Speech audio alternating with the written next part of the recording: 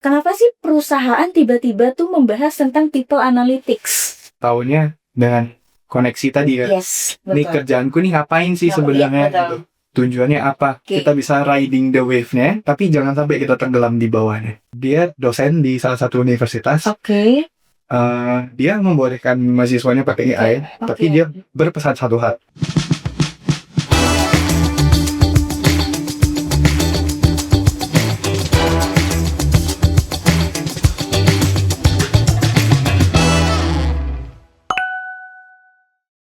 Oke, halo Fresh People, kembali lagi di Fresh Talk, podcast obrolan santai.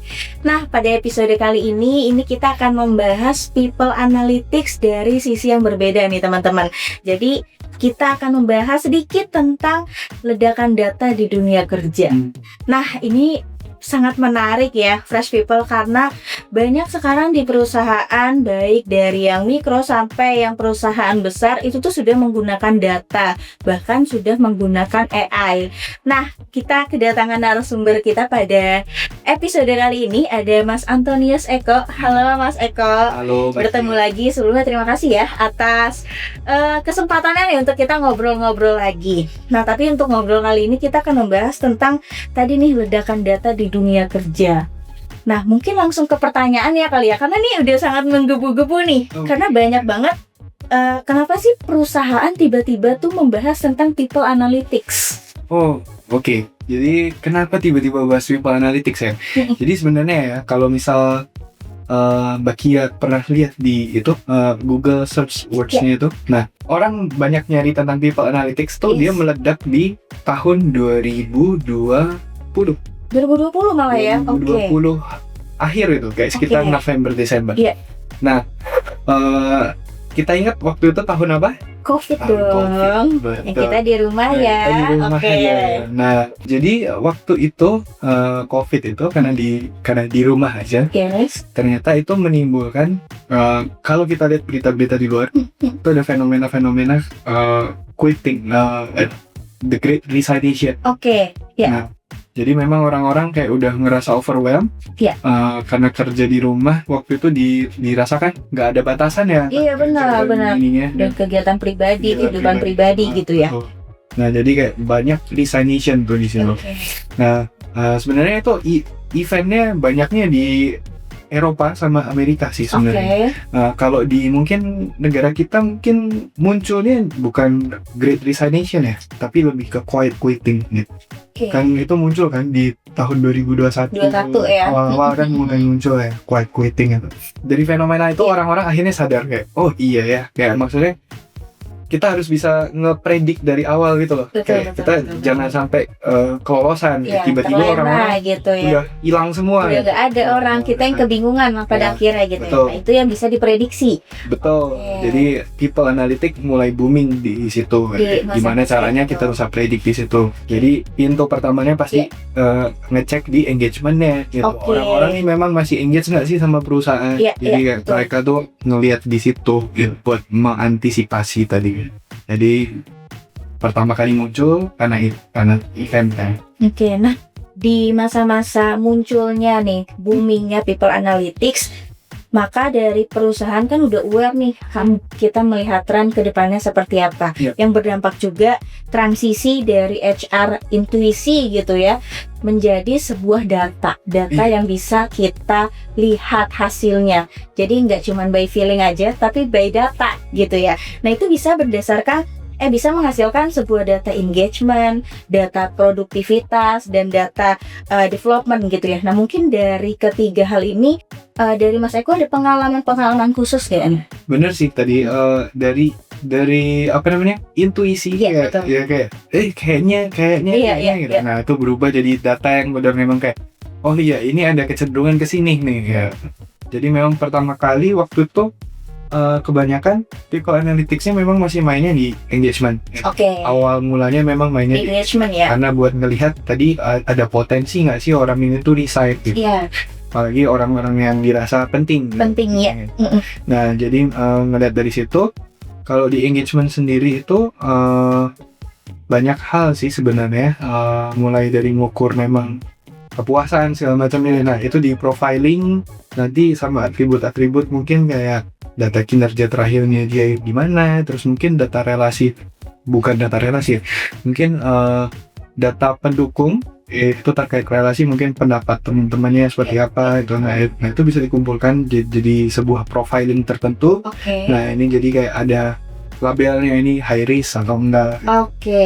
Jadi itu dipakai untuk perusahaan mengambil sebuah keputusan. Kayak gitu. Nah mungkin dari sisi developmentnya, mungkin bisa nggak sih dijelaskan sedikit organisasi itu menggunakan data untuk development karyawannya itu contohnya seperti apa sih Mas? Nah selain dipakai ke engagement tadi, sekarang udah mulai ke development. Perusahaan, organisasi sekarang tuh ngelihatnya kayak, daripada kita cuma ngelihat potensi yang bakal desain aja kan, yang negatif tuh kayak capek juga ngeliatnya. Mending kita mundur selangkah di awal. Jadi kita memang antisipasi dari awalnya itu di area performing. Nah memang performingnya bagus atau enggak.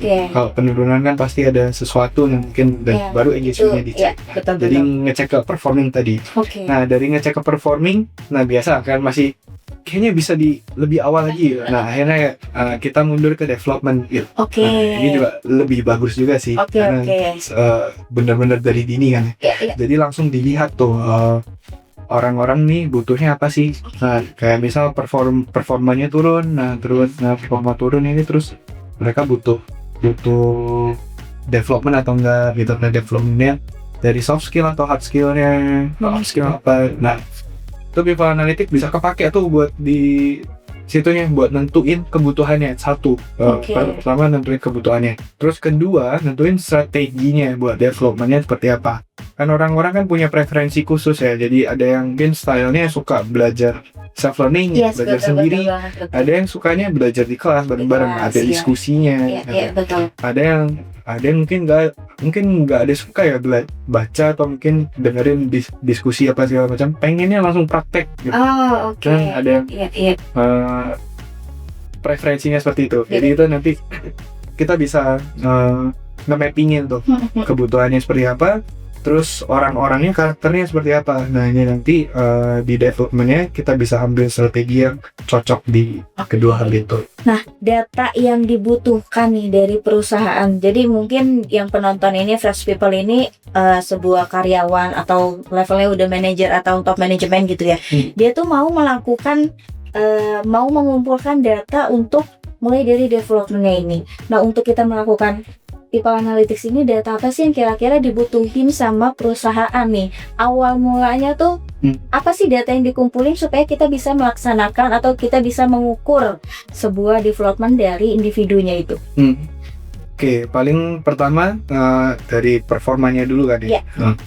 Mungkin kayak ada penurunan performa atau apa. Nah penurunannya ini di aspek apa?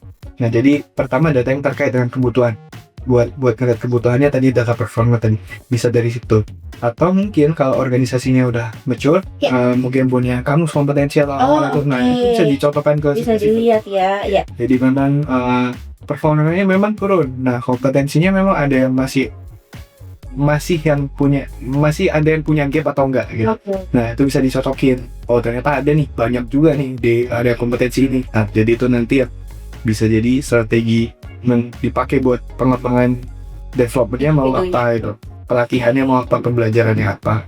Data itu, terus tadi kayak yang aku pernah ceritain, yang aku sebutin sebelumnya, kan kita bisa match-in ke preferensi style orangnya. Jadi beda-beda ya, pembelajarannya gitu ya. Tuh, kita bisa kumpulin juga tuh orang-orang nih stylenya gimana, style belajarnya. Nah, preferensinya apa? Mungkin mereka lebih suka podcast atau mungkin mereka lebih suka baca. Itu sih. Nah, ini tuh menyangkut dengan tadi kan tiap orang kan beda-beda gayanya, beda-beda cara belajarnya. Kira-kira pendekatan yang ideal dari sebuah perusahaan untuk menentukan organisasi kita menggunakan pendekatan mix antara self learning sama public course gitu ya, atau ketiganya itu bisa kita gunakan sesuai proporsinya masing-masing. Itu biasanya perusahaan tuh melakukan pendekatannya seperti apa sih gitu? Kalau biasanya, kebanyakan biasanya pendekatannya baru satu sih, jadi ya udah bikin kelas gitu. Oke. Nah, kita masih mencari bentuk yang paling baik, Yang paling ideal gitu ya. yang paling cocok, dan kayaknya juga bentuk yang paling cocok juga pasti akan berubah-ubah sesuai dengan karakteristik Betul. organisasi, karakteristik generasi. Iya, betul. Nah, itu juga pasti berubah juga sih. Tapi mungkin pendekatan paling baik yang bisa kita lakukan yang menyediakan dua pendekatan. Dua metode gitu ya. Dua metode. Oke. Mungkin kita simplify, jadi ada yang memang pendekatannya lewat teori, ada yang pendekatannya lewat praktek gitu. Itu yang paling simpel, ya kita sediakan dua pendekatan itu tadi sih. Oke. Nah, ini kan ngomongin praktik, ngomongin kelas, ngomongin training. Dari data, dari hasil data yang udah kita kumpulkan, kan itu menghasilkan sebuah hasil keputusan manajemen training apa yang akan diikuti oleh karyawannya atau siapa aja yang cocok mengikuti training tersebut gitu. Itu kan ada datanya ya Mas Eko. Nah, itu tuh sebelum perusahaan memutuskan karyawannya itu akan mengikuti pelatihannya apa, itu tuh apa sih yang menjadi trigger gitu ya dari perusahaan untuk mengumpulkan data-data itu? Pasti ini tadi yang sebelumnya tentang performa. Jadi memang performanya satu, terus habis itu kondisi global saat ini. Jadi memang kebutuhannya seperti apa, kebutuhan organisasinya apa, strateginya apa, terus tantangan, hambatan yang ada di luaran seperti apa gitu. Jadi biasanya itu dikumpulkan, terus dicocokkan. Berarti kalau dengan kondisi-kondisi seperti ini, kelompok yang tepat buat ikut pelatihannya ya kelompok jabatan A gitu. Nah, macam-macam sih sebenarnya kondisi tadi kayak.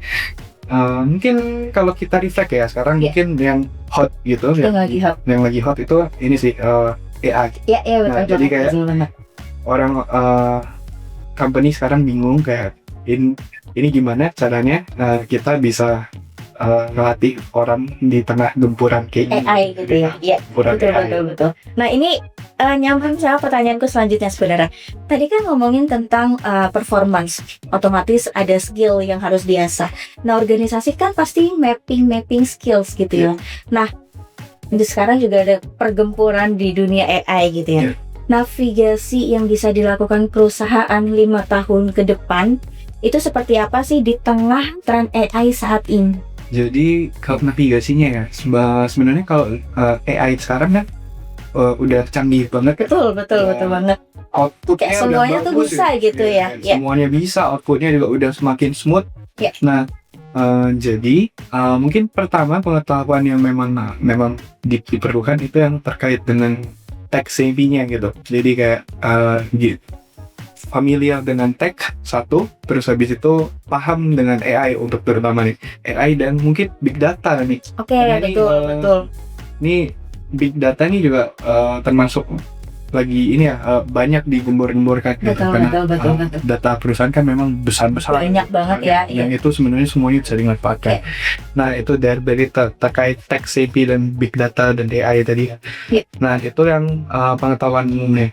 Tapi selain dari pengetahuan tadi, perlu dibekali juga sebenarnya ininya tentang dari aspek cognitive skills-nya. Nah, menarik. Ini cognitive skills ini kalau di area AI, di tengah gempuran AI ini ya, yang dirasa sangat diperlukan itu ada 3. Jadi tentang system thinking, creative thinking, sama analytical thinking. System thinking itu gimana kita ngelihat kaitan satu hal dengan hal lain, satu proses dengan hal lain.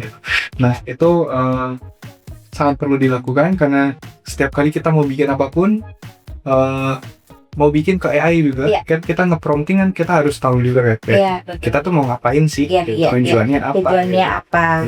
Kita tujuan apa dalam pekerjaan kan ya taunya dengan koneksi tadi kan. Ini kerjaanku nih ngapain sih sebenarnya? Tujuannya apa? Aku ngebantu siapa? Nah, itu sistemnya itu harus ada itu. Jadi kayak memang kita tahu keterkaitan satu hal dengan yang lainnya.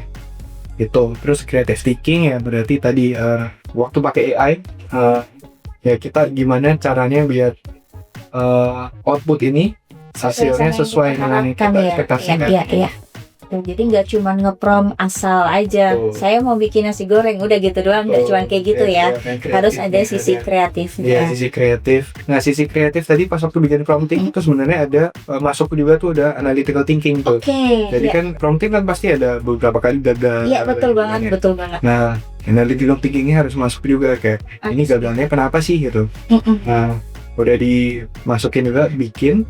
Contoh mungkin di people analytic ya, di ngolah data kita masukkan, kita pakai AI tadi gitu. Nah, tadi udah dapat, kayaknya kita bisa pakai data ini nih.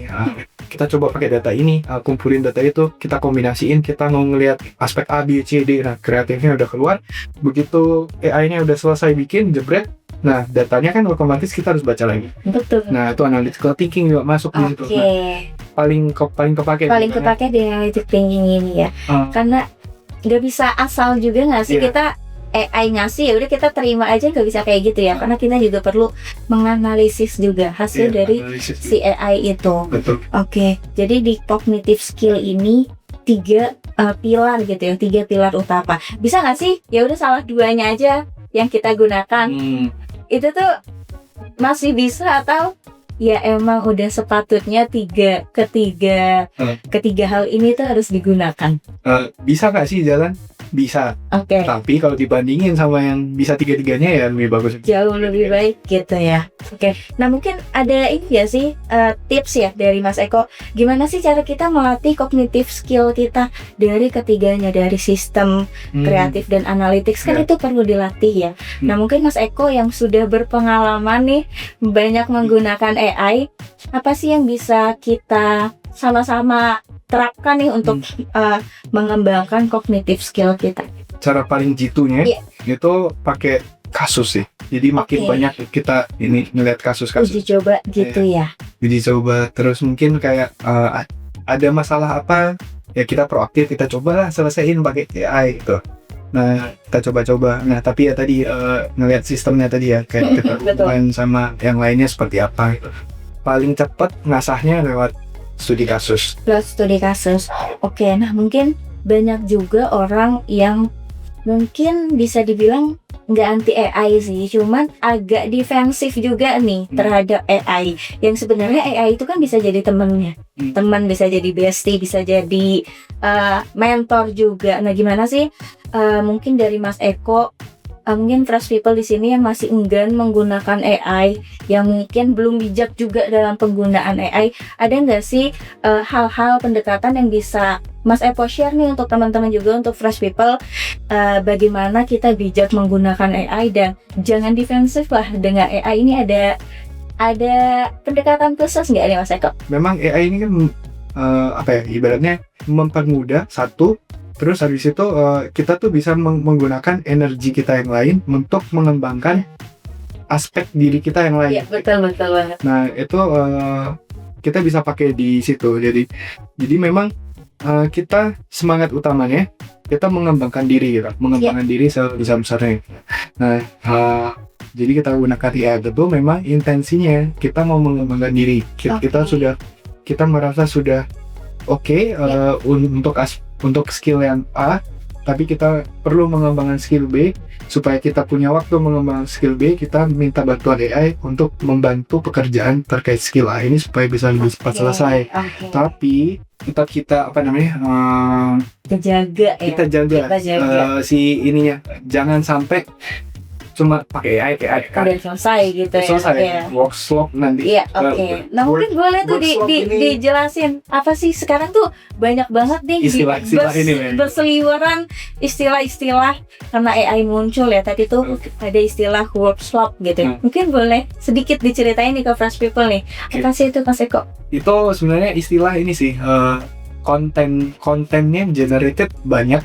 Jadi secara kuantitas bagus, secara kuantitas banyak, tapi kualitasnya itu nggak bagus. Iya, jadi kayak kan kadang kita kelihatan ya mana laporan yang ditulis sama AI, bahkan mana skripsi yang ditulis AI kelihatan. Ya gitu sih. Jadi kita harus bijak-bijak karena itu tadi nge-balancing tadi.